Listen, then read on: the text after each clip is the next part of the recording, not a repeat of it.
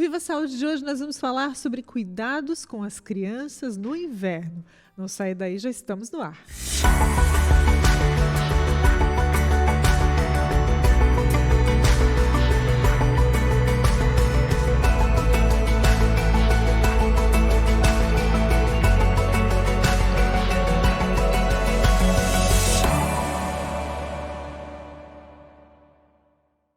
Estamos iniciando, então, mais uma edição do Viva Saúde. Nesta edição, a gente vai conversar com especialistas sobre como cuidar das crianças na estação mais fria do ano. Antes de começarmos essa conversa, eu quero agradecer aqui os nossos apoiadores, Unicred e Maria Rocha. Nosso convidado de hoje é, naturalmente, um médico pediatra, atende crianças, e ele vai esclarecer as nossas dúvidas sobre os cuidados que a gente tem que ter, então, com os pequenos, né, nessa estação que é a mais fria do ano. Ela iniciou, então, e antes mesmo de ela iniciar, a gente já sabe que as crianças ficam mais sensíveis, né, ao clima, enfim, à estação.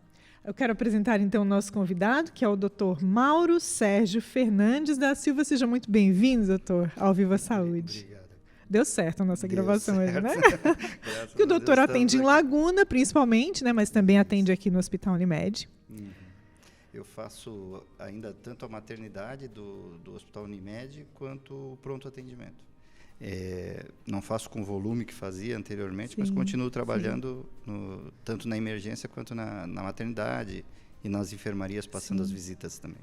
São muitas crianças, doutor, precisando de atendimento médico nessa época do ano? Tanto quando chega a virada assim, de verão para outono, e se Mudança estabelece o outono, e agora o outono e inverno, eu acho que é o período em que a emergência fica mais lotada, sem dúvida alguma. As crianças, infelizmente, hoje elas precisam praticamente começar a vida de escola cedo demais, né? Então, tem criança com 0 que já está nas escolinhas, nas creches, e o fato de estar as crianças todas juntas, invariavelmente no inverno, por conta do frio, um ambiente mais fechado, né? Favorece bastante. Então, a imunidade mais baixa, né? Eles nem têm a imunidade completa ainda, né? Uma criança começa a ter uma boa imunidade ali por volta dos 3 anos. Se fosse para a gente perguntar assim, né, para o pediatra, qual a melhor idade para a gente começar a levar para a escola? Seria a partir dos 3. Primeiro, porque a criança começa a ter desejo por outras crianças, que antes disso a criança é muito isolada, ela gosta dela. Os brinquedos são dela. Meu. Ela não vê vantagem nenhuma em compartilhar nada com ninguém. O mundo é dela. Se fala que ali entre 1,5 e 2,5, mais ou menos, a criança é totalmente egocentrista. Isso, com 1 aninho, ela acha que amanheceu o dia porque ela está acordando. Porque ela nasceu. E ela acha que escurece o dia porque ela cansou de brincar. É mesmo, doutor? Então, essa é a compreensão da criança. Na cabeça dela, ela não comanda a mãe, ela não comanda o pai. Ela manda no universo. Então, ela acha que é ela que manda em tudo. Então, ela é o poderoso chefinho mesmo. Isso, ela acha literalmente. Ficou claro porque ela quer brincar e ela está cansada, pode escurecer à vontade. Sim. Então, nesse período, que vai até 2,5, algumas crianças com 2,5 já começam a despertar curiosidade com outras crianças, quer compartilhar, quer brincar. Então, é quando realmente seria bem interessante. E dos 3 em diante, junta essa vontade de brincar com outras crianças, de compartilhar. O que é muito importante, que a criança começa a ver que ela não é única no mundo, né? Porque na casa de cada pai e cada mãe, ela é o reizinho, né? A princesinha da família, então ela é, obviamente, o tempo inteiro mimada, então é importante o convívio com outras crianças, para ela ver que a sociedade existe, um comando, que quem manda, quem obedece, tudo isso é muito importante. E aos 3 anos ela começa a ter uma boa imunidade, longe de ser uma imunidade completa. Mas eu já tenho pouco... começa a estar mais pouquinho preparada para pegar. É claro que quando a gente fala de imunidade, o primeiro grande boom de imunidade, a criança vai receber no aleitamento materno, né? Naquele momento ali que a mãe amamenta, teoricamente, os 2 primeiros anos, tem estudo que comprova que há benefício para a inteligência da criança até quem amamenta até o 3º ano. Mas da parte imunológica, então toda a memória imunológica que a mãe tem, que passou principalmente colostro e depois, Então, é a primeira carga de vacinação, né, entre aspas, que a criança recebe, é o aleitamento materno. É bem importante. É bem importante. O doutor falou da vacinação, a gente já vai falar nesse assunto, então, porque assim que o bebê nasce, ele já começa aquela bateria, né, de vacinas. Né? Tem um calendário vacinal. Já tem vacinação. Qual a importância de se respeitar esse calendário? Assim, ele é totalmente projetado pensando justamente na imunidade da criança e o quanto antes ela pode se proteger de determinada doença. Né? Então, ao nascer, já recebe BCG e hepatite B. Então, é importante, principalmente nos hospitais que já fazem a hepatite B ali, porque diminui risco de câncer, das infecções virais que a hepatite B faz, né? E a BCG é a nossa proteção para a tuberculose, para as doenças invasivas, né? Que a BCG faz. A partir daí... Que, inclusive, só pode ser tomada na infância, nessa fase. Isso. A gente fez um episódio aqui sobre tuberculose e a gente entendeu que não adianta, depois que passou dessa fase, passou o período, não faz mais. Consegue mais imunizar. Aí... A partir do segundo mês, então a criança ainda ganha um intervalinho, né, do 0 até o segundo mês. A mãe ganha um alívio, principalmente. Uma discreta folga, assim, e a partir daí vai direto com vacinação até 1,5, depois uma grande pausa até os 4 anos, mas no segundo mês já tem a pneumo, que é uma vacina super importante para essa época do ano. Faz a hexavalente ou a pentavalente, quem faz no serviço público, né? Que daí é difteria, tétano, coqueluche, hemófilos influenza. Antigamente, a gente tinha um sem número de casos de meningite por hemófilos influenza, de pneumonia por hemófilos influenza, que hoje em dia a gente não vê mais. Então, por conta da vacinação. Por conta da vacinação. Né? Então, muito se fala assim que a vacina, ela sofre de um mal que ela mesma proporciona, assim, por várias doenças não existirem mais, porque ela fez o seu papel. Muita gente não dá a devida importância para a vacinação, né?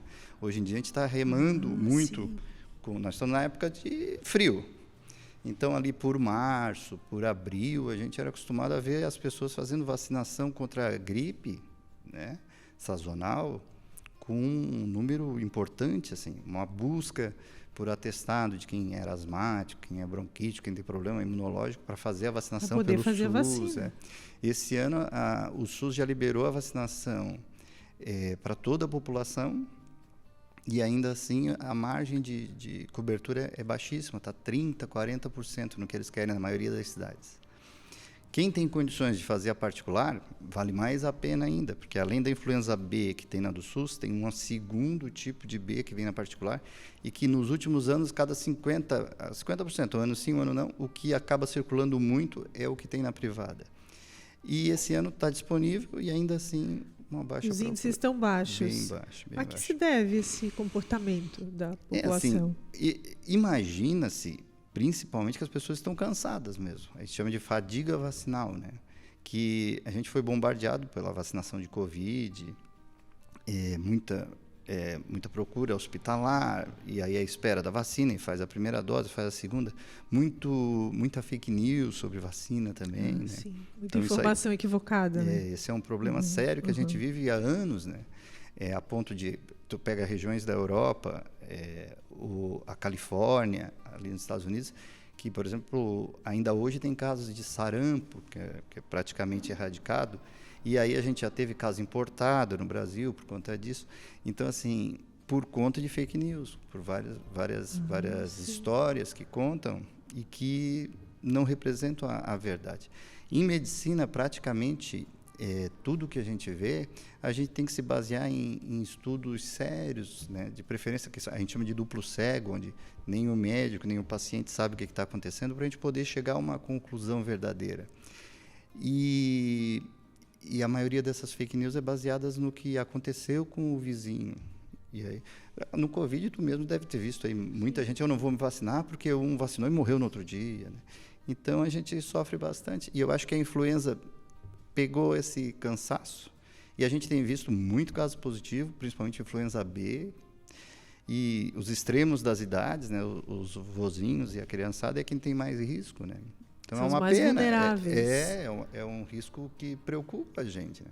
E hoje a vacina é disponibilizada para todo o público. O SUS disponibilizou para toda a população. Não tem, eles começaram com os grupos de prevalência maior, mas agora está liberado para qualquer idade, qualquer pessoa, é só chegar no posto de saúde e realizar. Sim. E, como eu te falei, a do sistema privado tem essa essa- vantagem esse de um B a diferencial, mais. né? Além do H1N1 e H3N2, tem 2B e a do SUS tem uma B só. Ah, sim. O doutor mencionou aqui a meningite. Uhum. E a gente sabe que quando surge um caso em que a criança acaba indo a óbito, né? Muitas mães, pais, cuidadores se mobilizam, acende o sinal de alerta, né? Pensam, meu filho está vacinado, é a mesma meningite, não está vacinado, o que eu preciso fazer? Essa dúvida surgindo por conta de casos que aconteceram também aqui na nossa região, gostaria que o doutor esclarecesse assim, a meningite, esses casos que levaram as crianças a óbito, é o tipo de meningite que está no calendário vacinal ou não? E por quê? Hoje, no calendário vacinal, a gente tem a BCG, que protege da meningite tuberculosa. A gente tem a meningite C, que tem uma prevalência grande. E ainda a Haemophilus influenza, que faz a meningite por Haemophilus influenza, que é o nome da bactéria. E na pneumo 10, porque o pneumococo, quando fala pneumococo, a primeira coisa que vem na cabeça da gente é pneumonia, né? Mas o pneumococo faz meningite, faz bastante meningite. Ele pode, então, evoluir para um caso de meningite. Há até uma certa proteção na vacinação para otite, para sinusite também, mas o principal é proteger, quando tu faz a da pneumo, é proteger para pneumonia e para meningite. Então, tem proteção de 4 meningites. Hoje, os meningococos, que é os que acaba acontecendo óbito por pneumococo também, há uns 2 anos atrás a gente teve na nossa região também. Mas a grande maioria das vezes tem relação com meningococo tipo B, meningococo W, meningococo Y, que daí a população não é protegida, porque a vacinação hoje no SUS começa com a meningite C, que por muito tempo, depois que a Haemophilus influenza foi controlada, era a que predominava. Hoje a gente vê que com o passar da idade, a meningite B ela vai ganhando uma importância grande, assim, e fica, a grosso modo, tipo 30%, 40% de C e 60% de B. A Y e a W tem uma fatia menor, Y fica ali 5%, W uma média de 10%. Que são variações da bactéria, é isso? Dos sorotipos, as proteínas que tem na membrana dela que eles acabam sorotipando, e é por ali que se consegue fazer a proteção vacinal. E a B, quem faz a meningite B, que daí é só no sistema privado, tem uma proteção cruzada para W e também protege para X. E a ACWY protege para A, para C, para W, para Y. Sendo que a meningite A... E ainda tem que fazer a B. Privado seria essas duas, a CWY e B. Né? Sendo que a gente não tem casos aqui. O mais perto da gente é na Argentina. E como eles visitam a gente bastante, então há o seu benefício. E WY, de vez em quando, a gente tem uns casos assim na nossa região também, sabe? Infelizmente, são vacinas que são caras, elas têm um valor, não dá para dizer que são caras, é um valor elevado. Sim. Porque a grande vantagem delas é que são poucas doses.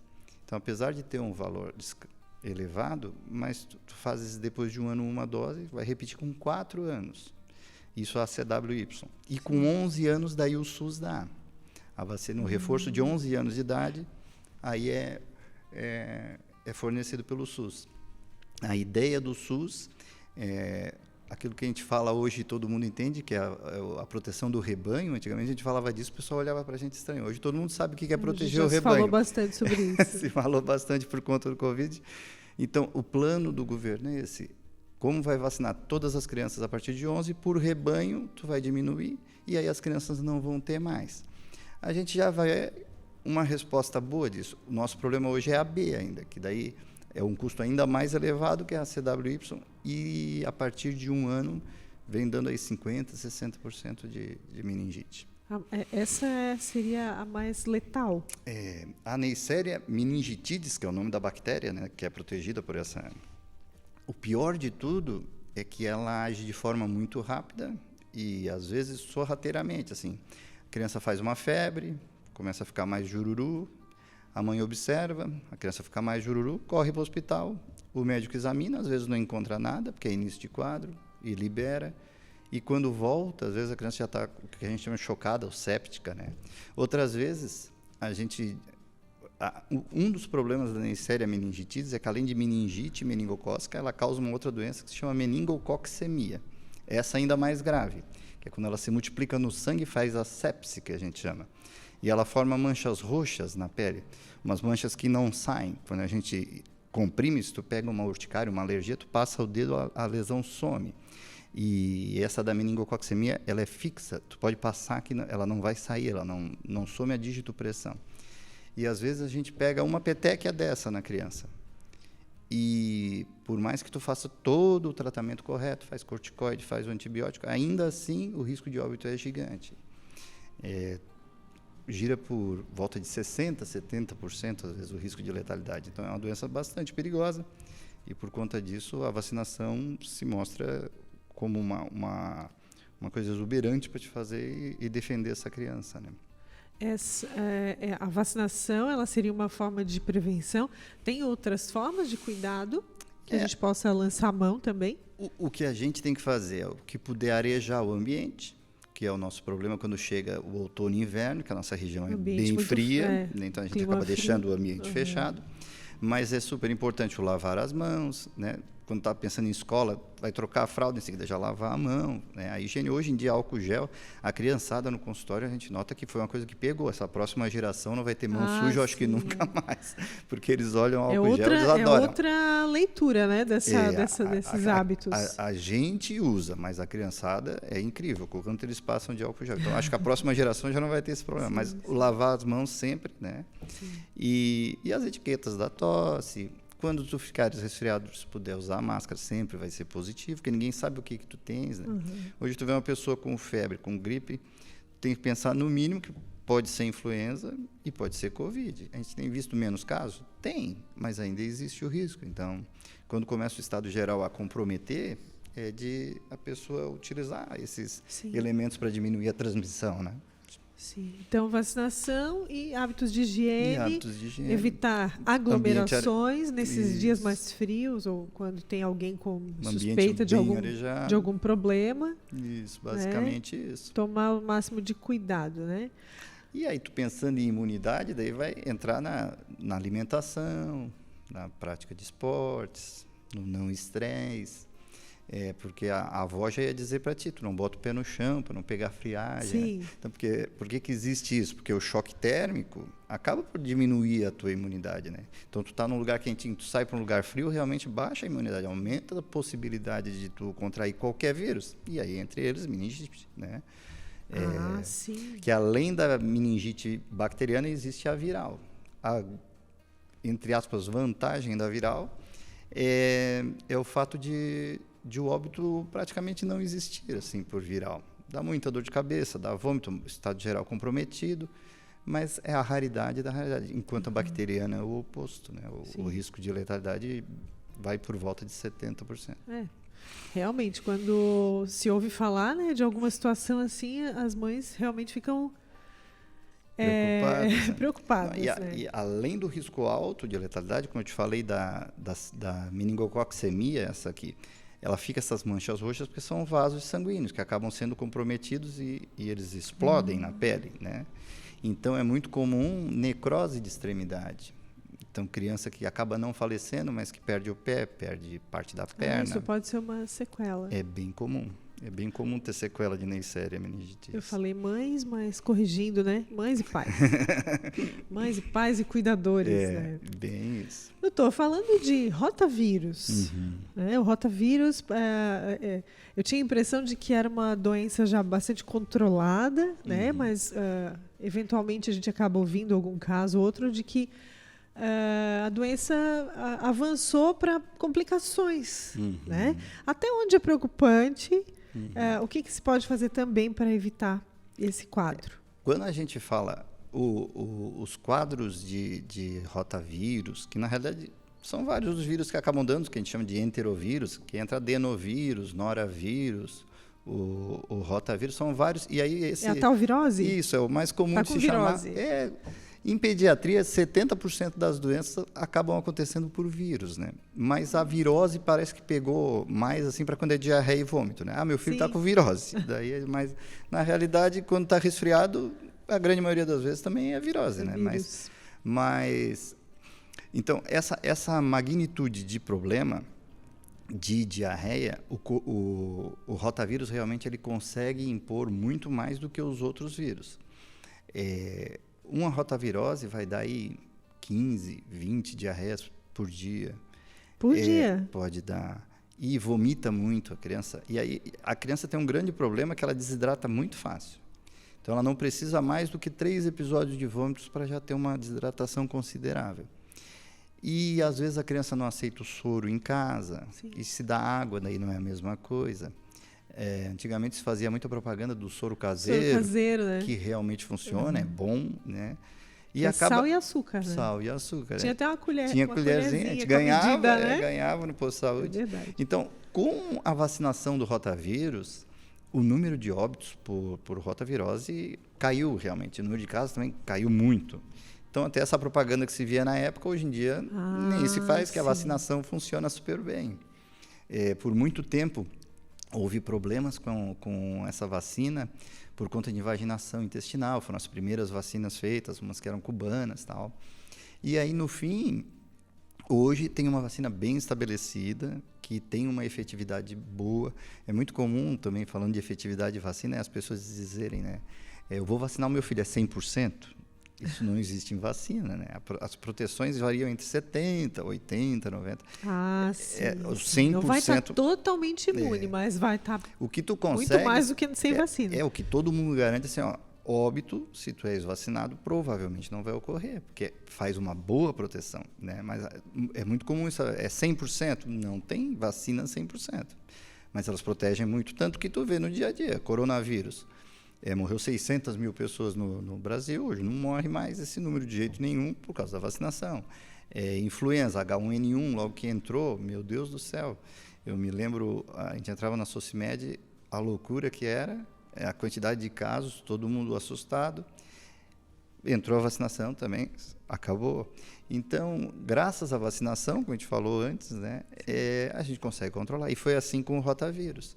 Então, essas crianças que desidratavam e que iam a óbito, hoje em dia a gente vê pouco, mas quando ou a criança perdeu a vacina, que é uma coisa que pode acontecer, ou pega um quadro viral prévio, daí já está com o sistema imune debilitado, e consegue ter uma infecção grave, assim, importante, acaba por ocorrer, a gente chama de distúrbios hidroeletrolíticos. Às vezes o sódio cai, o potássio sobe, por falta de líquido mesmo, né? Por falta de água, entre aspas, que é desidratação. Né?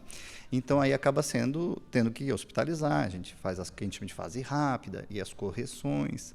E aí isso, por conta de distúrbios hidroeletrolíticos, ainda pode ocasionar danos maiores, principalmente os órgãos-alvo, como o rim, né? Tem criança que, por conta de um vômito e diarreia por rotavírus, pode ter que fazer diálise peritoneal, por exemplo, que o rim para de funcionar. Então, é doença grave, né? Então, é uma vacina que a gente não deve perder. Ela também é lá no comecinho, com 2 meses, que se faz, 2 meses e 4, quando faz pelo SUS, 2 meses, 4 e 6, quando faz particular. E é uma vacina bem importante. 2 meses e 4 meses. 2 meses e 4. Aí, quando não faz o reforço, o que acontece? Precisa fazer o reforço, tem vacina naturalmente. Tem vacina que perde quase que completamente o efeito. A gente imagina assim, quando tu fazes a vacinação, tu faz um pico da resposta imunológica. E aí isso, com o tempo, vai caindo. E aí vai se fazendo estudos para ver quando tu precisa de reforço. Várias vezes modifica. A vacinação da meningite B, por exemplo, eram com 3 doses e mais um reforço. Hoje ela é com 2 doses e um reforço. Então, os esquemas vacinais eles não são estáticos. Eles seguem estudando. A CWY hoje tem esse de 11 anos, que foi um estudo, eu não tenho certeza se israelense ou canadense, ou se até os dois juntos, que eles começaram a notar que vacinou a criançada toda, mas começou a ter adolescente apresentando casos de meningite. Vacinava lá no início e depois se aí concluíram que tinha que fazer um reforço aos 11, e aí de novo se estuda. A verdade do hoje, na medicina, é tudo que a gente prova agora, já tem um monte de gente estudando para dizer que está errado, ou para confirmar que é aquilo mesmo. Para contestar ou para confirmar. Na época do Covid, se viu muito isso, né? Daí foi ao vivo pela primeira vez, eu acho que a população acompanhou bem o que é a vida de um médico. A gente, por que o médico vai tanto em congresso? Né? Porque num primeiro... estuda tanto? Por que fica estudando tanto?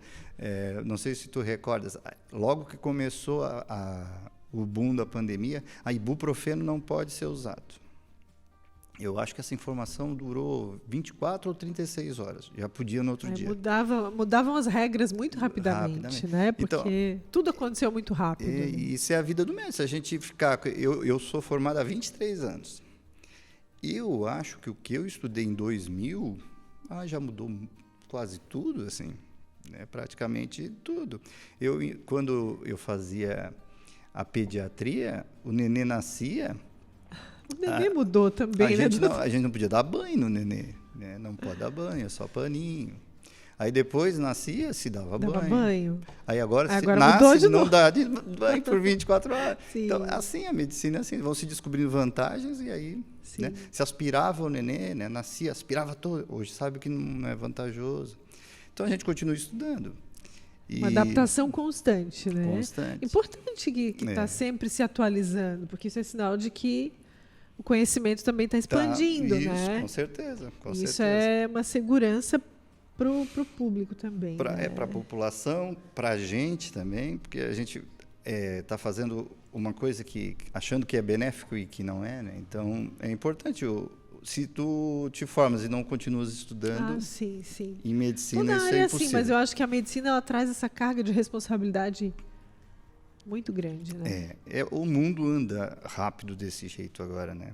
Apesar de a gente ter a possibilidade de estudar por computador, tem as suas vantagens, mas também os seus desafios muito maiores, né? Tem. Eu estou falando de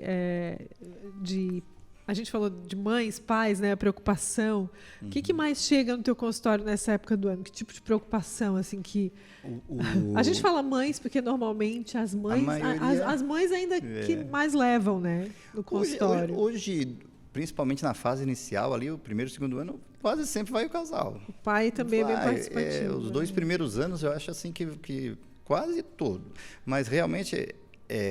quanto vai passando o tempo, vai diminuindo. E, no fim, acaba indo a mãe, né? Na maioria das vezes. Mas a primeira consulta vai vô, vai tio, vai pai, vai todo. E aí a avó já não vai na segunda, a tia não só, depois fica o pai e a mãe. No fim, vai relaxando, tudo vai assentando, né? E nessa época agora, as mães andam apavoradas com a bronquiolite. Eu acho que é o... bronquiolite, que também é um problema... Seríssimo. Que há 20, 15 anos atrás não se falava pouco, tanto, né? Se ouvia falar pouco, mas sempre teve, mas eu acredito que esse ano que passou mudou muito. Os infectologistas, eles colocam culpa de novo no Covid, porque com a Covid a gente acabou ficando dentro de casa. Isolados. E ficando dentro de casa, a gente não ficava doente. Mas os vírus... que são vivos e eles precisam de viver sempre dentro de célula, ele vai sobreviver. E sobrevivem, teoricamente, os que são mais fortes. E aí, com isso, eles acreditam que as viroses, como um todo, ficou assim, pior, porque os vírus mais fortes é que acabaram ficando, né? E, além disso, o Covid deslocou o calendário da doença, assim, tipo, esse ano que passou, em dezembro, a gente estava tendo bronquiolite e não é uma época esperada para ter bronquiolite. A gente estava com TI lotada de bronquiolite, não só aqui, no Brasil inteiro. E esse fenômeno de modificar foi no mundo inteiro, assim. E as bronquiolites realmente eu acho que aumentaram bastante. O que é um quadro de bronquiolite? Porque tem uma faixa etária que a bronquiolite se manifesta Mais. com mais ênfase, né? E que é mais grave nos 6 primeiros meses ali, é extremamente grave para a criança. O bronquíolo é o último ramo, né? A gente tem o broncoconforto vem do finalzinho, se chama bronquíolo. Do pulmão. Do pulmão. É da árvore brônquica. Então, o último ramo é o bronquíolo. Até os 2 anos é a fase que se vê bronquiolite, praticamente. Até os 2. Até os 2 anos, e os primeiros 6 meses é onde é mais grave. O primeiro problema da bronquiolite é o tratamento. Para a gente falar assim, o que funciona com bronquiolite, que é comprovado cientificamente, é o oxigênio. Então, tu imagina, todas as crianças que têm bronquiolite deveriam estar no hospital. É difícil, né? Todas com oxigênio. Né? E, graças a Deus, não precisa que todas as crianças fiquem lá, porque a maioria não está tão ruim assim.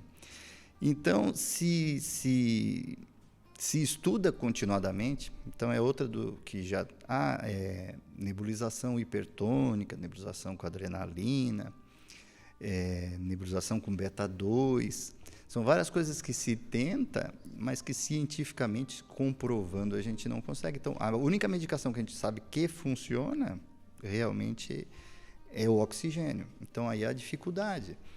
Quando tu pega bebezinho com saturação abaixo de 94, cansado, que acaba tendo que internar. E aí é por isso que dá a superlotação, porque o verdadeiro tratamento é o oxigênio. Sim. Tu falasse na nebulização, Uhum. né? A gente usava muito aquele aparelhinho, O aparelho de né? nebulização, E ficava ali e tal. Hoje ainda é comum usar esse recurso? Tem algumas doenças que ainda funciona melhor a nebulização do que o espaçador. O espaçador e as agora bombinhas tá muito para mais comum. asma é o tratamento de eleição. É o beta-2, que a gente chama, adrenalina, em espaçador, desde bebê, né? Espaçadorzinho pequeno para a criança respirar. E o nebulizador ele ficou basicamente assim para as laringites, onde tu precisa levar. No hospital a gente faz com adrenalina, para casa faz com corticoide. Aí se usa o aparelho de nebulização ainda. Sim, porque sempre a família tinha que ter um aparelho de nebulização em casa. Eu lembro bem assim que... E existe ainda o beta-2 para fazer em nebulizador. Mas é que a praticidade da bombinha e a efetividade que acaba ficando muito mais, a nebulização é muito tempo, e a criança às vezes fica chorando, às vezes a criança estressada. não aceita, né? Acaba a criança ficar menos nebulizada que o mosquito que está do lado, né? Porque vai mais vapor por volta da criança do que na criança. Então, isso acaba fazendo com que a bombinha funcione muito melhor. Que faz num breve tempo, a criança precisa ficar 10 segundos cada jato, em 30 segundos tu resolve a situação. E o que dá de depósito pulmonar, que a gente chama, é muito maior. Então, funciona super bem. A bombinha, ela funciona de que maneira no pulmão? Ela faz broncodilatação, ela vai aumentar... Ela aumenta a capacidade de quem é asmático, quem está com uma bronquite, seja ela pelo motivo que for, ele acaba ficando o brônquio, que é o cano que vai levar o ar lá para a gente no pulmão, ele faz uma vasoconstrição, ele aperta. Ele contrai. E aí ele contrai por uma resposta alérgica, imunológica, vírus. E além disso, dentro do brônquio tem secreção. Tem muco, tem catarro, tem... Então, tu fica com a luz para passar o ar, o oxigênio, diminuída. E aí o aerolim, que é o salbutamol, né, o fenoterol, eles fazem a broncodilatação. Eles ampliam, aumentam o tamanho desse brônquio. E aí é que faz a salvação, porque eu acho que não tem remédio mais importante para a vida do que um broncodilatador, para quem... Para quem tem na hora, a resposta é 10, 15 segundos. A gente faz o que a gente chama de resgate, né? Tu faz, dá 20 minutos, a criança já melhora, repete. Então, tu salva realmente a vida com uma coisa simples, que é um espaçador e o dispositivo de Porque uma crise de falta de ar, vamos dizer assim, né? Ela pode levar a óbito também? Pode. Se ela não for tratada. É isso que a gente está pensando só em quem é asmático, mas... a gente tem obstrução por corpo estranho, por exemplo, né? É outra coisa. Ser mãe é realmente uma aventura. Mãe, pai, cuidador, é uma aventura. É uma aventura. É verdade. Porque pega a idade ali de 2, 3 anos, que ele já começa a colocar tudo no nariz. Então é perigoso. Tu tá achando que... Eu imagino que para o pediatra também. Não, a situação da gente numa emergência, quando chega um caso de alguém que está com falta de ar, a gente tem que ser extremamente ágil, já tentar identificar. Não é obstrução alta, não é nada que dão sinais diferentes, né? No exame, na ausculta, o tipo de ausculta pulmonar. E, invariavelmente, quem é chiador já tem a história de na família ter, ou a própria criança já chiou, então é uma coisa que facilita, que acaba tranquilizando a gente e já ter um semi-diagnóstico para chegar, né? Voltando à questão da bronquiolite, quais os sintomas assim, principais? Como reconhecer um possível quadro de bronquiolite? A bronquiolite, ela vai fazer com que a criança fique cansada. A gente olha para a criança, é uma criança que está com a respiração acelerada, que está com dificuldade para respirar. Tem criança no extremo que fica com cianose perioral, mas é fácil. Azulado. Fica azulado, fica escurecido. E ela começa a usar a musculatura acessória para conseguir respirar melhor. Então, é comum tu conseguir observar as costelinhas abrindo e fechando bem mais rápido. Aqui a fúrcula ela começa a mexer, a gente consegue observar. E até o extremo, que é o batimento da asa do nariz da criança. Tentando fazer de tudo para poder respirar. Sim. E, às vezes, tu consegue, prestando bastante atenção na respiração, escutar um miadinho de gato ali, que é o que a gente acaba escutando, que é o sibilo, né? Sibilo. Porque o bronquíolo fechando, o que a gente vai no esteto e ouve, esse sibilo. Às vezes é tanto que, mesmo sem o estetoscópio, a mãe consegue, não, ele está miando, mas está chiando. Mas, assim, uma criança que não consegue mamar em casa e que vê que está com dificuldade respiratória, tem que ir para o hospital. Tem que ir. É claro que a gente sabe, assim, a gente tem falado muito, né, dessa questão da emergência, né, porque há um equilíbrio, né, em se buscar a emergência. Porque muitas vezes a mãe, o pai, no desespero de resolver o problema do seu filho, acaba procurando a emergência e não é a indicação. Mas há casos que precisa, né? Eu acho que o maior terror dos pais é a criança com febre, né? A hora que a criança apresenta a febre, os pais apavoram. Eles perdem, o que é mais centrado, perde as estribeiras. Sim. E, na maioria das vezes, graças a Deus, não vai acontecer nada, né? A febre é um sinal de que, tem um vírus aqui que está querendo se multiplicar e eu não vou deixar. Então, o vírus precisa de 36,5, 37 para se multiplicar. Então, pega aqui, 38, agora tu não consegue mais. É uma resposta do organismo para eliminar esse é o plano do vírus. organismo, é simples assim. Eu sou um vírus, eu estou aqui tranquilo, vou invadir esse cara. Então, eu vou me multiplicar. 36,5 é a minha praia. Aí o corpo vê, não vai se multiplicar, aquece. Bota lá em 38,5, 39, acabou. Não tem como o vírus se multiplicar mais. Claro que ouvindo o Dr. Mauro explicando de uma maneira tão lúdica, é muito tranquilo. Agora, por que as pessoas têm tanto receio da febre? A primeira coisa, hoje a Sociedade Brasileira de Pediatria, ela coloca assim, quando medicar a febre? Não é o termômetro, é a criança. Tua criança está lá correndo, brincando, vai para um lado, vai para o outro da casa. Está com 38,5, acabou, ela está doente, vamos ficar apavorados, vamos correr para o hospital. Não, ela continua brincando, está tranquilo. Não é vantajoso nem medicar. Invariavelmente, quando passa de 38,1, 38,2, a criança costuma dar uma murchadinha, né? E aí, se isso acontecer, tem que medicar.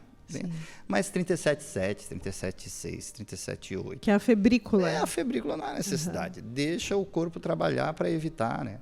E a gente acha assim que a gente tem esse poder de acabar com a febre, né? A gente acha que assim, eu dei a medicação e aí acabou a febre. Então, acabaram os seus problemas. O corpo vai fazer o ciclo dele. O vírus tentou se multiplicar, o corpo subiu a febre.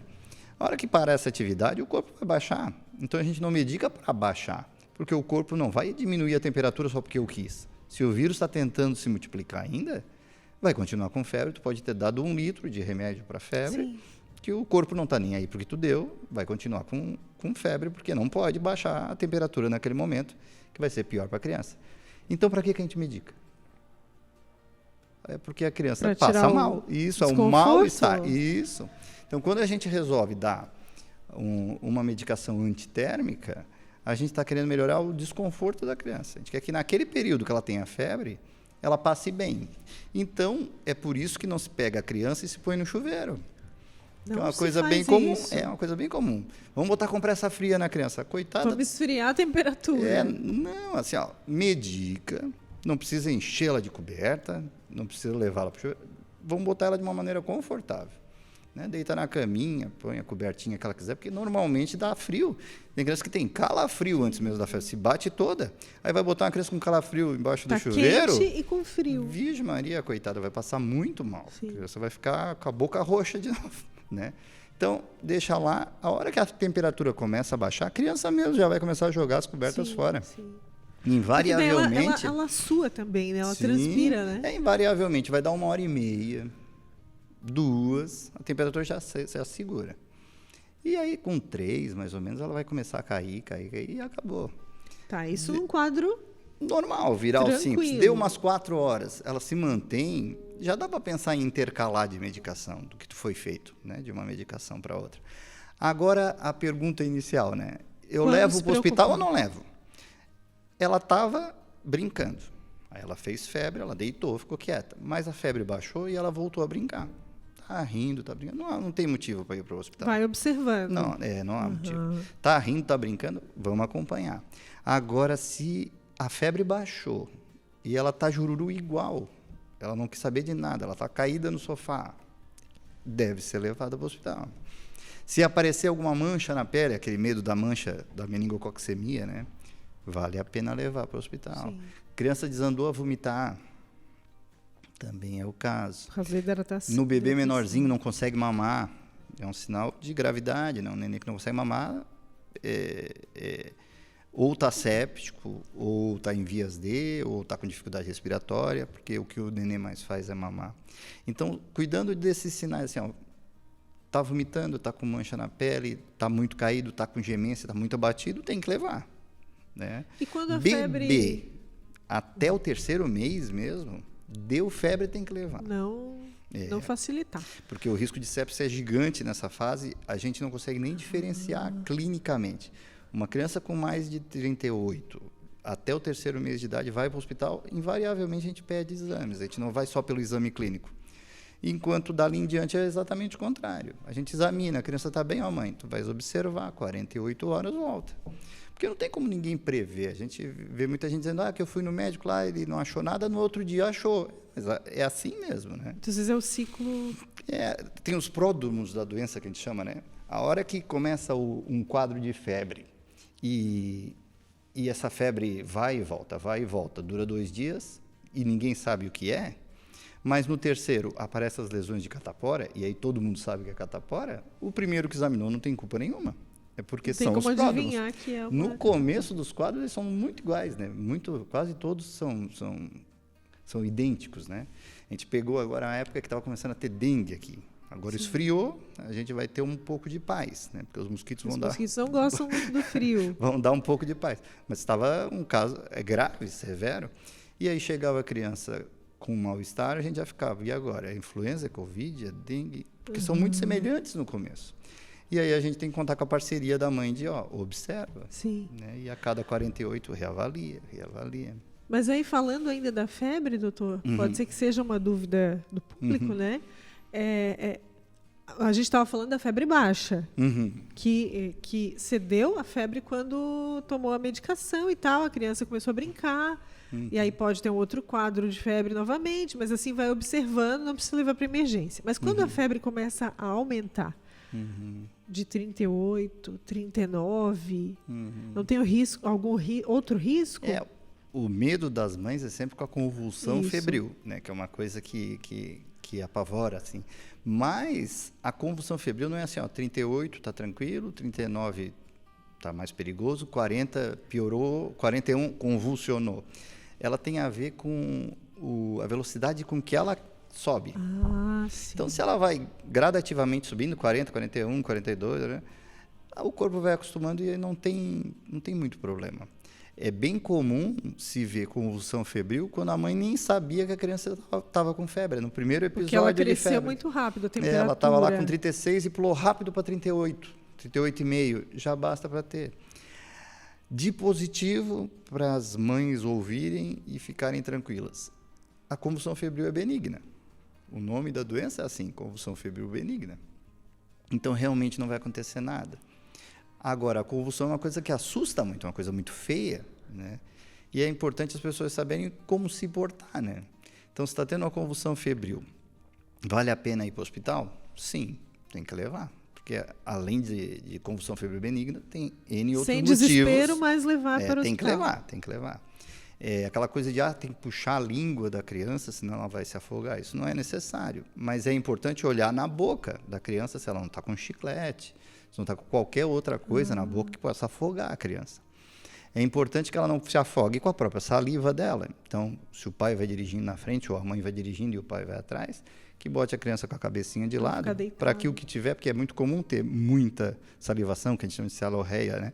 Então, que fique de ladinho, que essa saliva escorra, que a criança não acabe se afogando com a saliva, ou mesmo vá para o pulmão, ela pode fazer uma infecção pulmonar por conta de secreção oral. Então, põe de lado e vem com calma. Tem muita gente que diz, eu vim de São Luís de Gero até o hospital em 30 minutos, eu vim a 200 por hora, eu vim a 120 por hora. Não há necessidade. Porque o que vai acabar acontecendo? No meio do caminho a criança vai acordar, as convulsões febris invariavelmente duram 5, e aí depois ela vai ficar mais uns 10 a 30 minutos até acordar bem, mas na maioria das vezes a gente nem precisa medicar quando chega no hospital. A gente vai observar, ver se há necessidade de fazer algum exame, se a gente tem algum achado, aí a gente vai se preocupar em fazer algum exame. Na maioria das vezes a gente examina e orienta bem, que é feio, mas que graças a Deus assusta. É feio. Quem vê uma criança convulsionando acha que a criança vai morrer. Essa é a realidade, né? O que a mãe diz, meu filho ia morrer, né? E aí, o problema é quando começa a ter de repetição. Então, o mais comum é ver isso até o 3º ano de vida, em média, né? E aí, se a criança começa a ter várias vezes convulsão febril, aí realmente se medica. Existe medicação para controlar. Tem uma outro protocolo. Um único quadro. Teve uma vez convulsão febril, não causa nada. Para ter um problema no cérebro, tu precisa ter uma convulsão que dure muito mais que 30 minutos. Isso raramente acontece na convulsão febril, elas são breves. E se autorresolvem. Raramente a gente faz medicação para cessar a crise, né? A gente sempre chega... Não é a medicação que se dá para febre. Quando chega no hospital, invariavelmente, já chega a gente chama de quadro pós-ictal, quando já acabou a convulsão. E aí a gente acaba medicando para febre, porque a mãe, como eu te falei, nem sabia que estava com febre. A gente vai medir... Foi esse crescimento muito rápido da temperatura. Na grande maioria das vezes, o primeiro sinal da convulsão febril é a convulsão febril. A mãe não viu a criança com febre há 2 dias. O quadro abre com isso. E aí não tem nada a ver com... Vai ser um resfriado comum, a garganta, um ouvido. E assusta a mãe dessa maneira. As mães. Tu e os pais. E lá vamos nós de novo, os cuidadores também.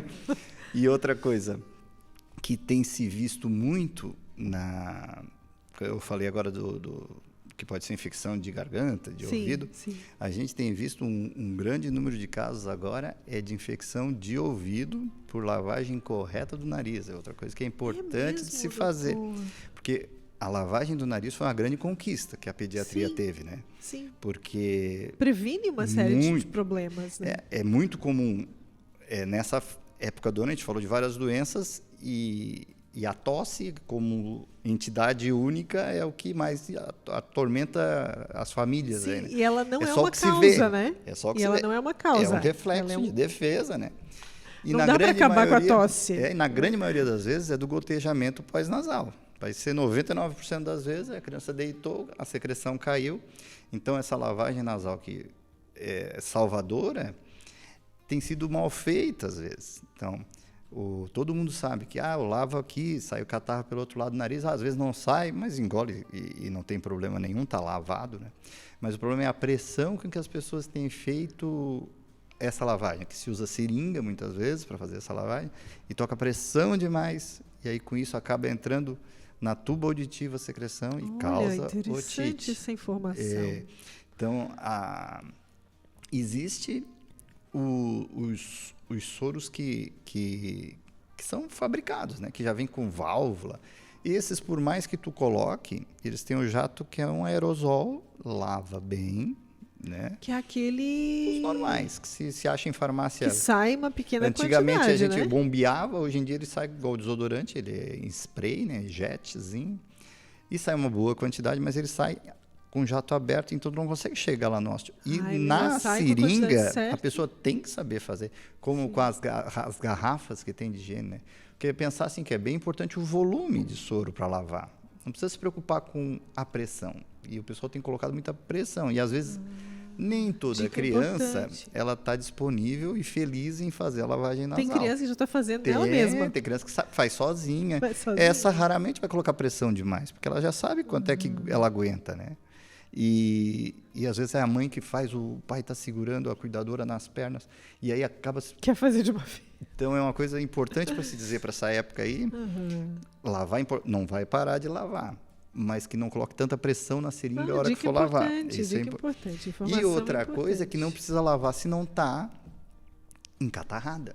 Né? Tem gente que daí eu lavo o nariz do meu filho 6 vezes por dia. Não há necessidade. Escuta, está respirando bem, faz a higiene a hora que for tomar banho e deu.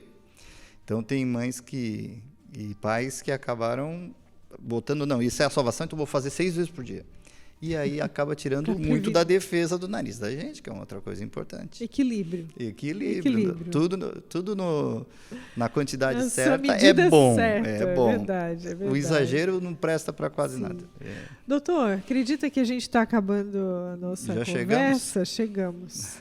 Teria muito mais coisa para falar, né, que são assuntos recorrentes, mas a gente acaba tendo que falar porque são dúvidas também recorrentes, né?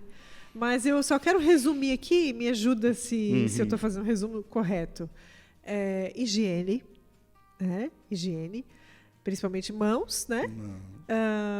A vacinação, estar atento ao calendário, fazer, né, tudo que é indicado ali pelo pediatra e também o calendário vacinal que já recebe quando o bebê nasce, né? Boa alimentação. Boa alimentação, né? Prática de esportes, aí brincar na rua. Brincar, correr. Pegar sol. Fugir do celular e do videogame e ir para a rua, equilíbrio pegar sol. Nisso também, né? E evitar aglomerações, né? Nessa época que está muito frio. E a questão da roupa, do agasalho, também na medida ou fazer demais também não é legal, né? Acaba que atrapalha a roupa demais também, né? Não é uma coisa... Mas nisso a gente até não vê tanto problema, assim, porque a nossa região é bem fria, né? Já está acostumado, né? E o pessoal aqui, ele já tem noção, assim. Eu acho até que a gente usa pouca roupa, assim, sabe?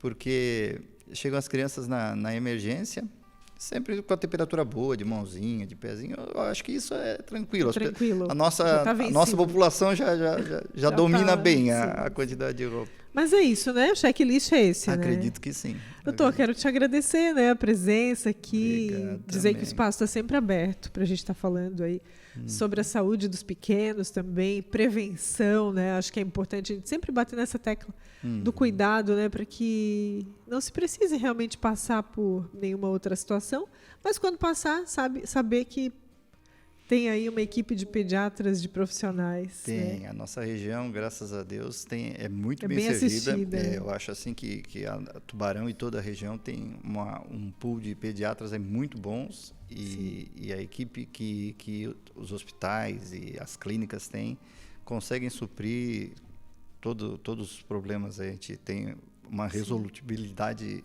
extremamente grande na nossa região.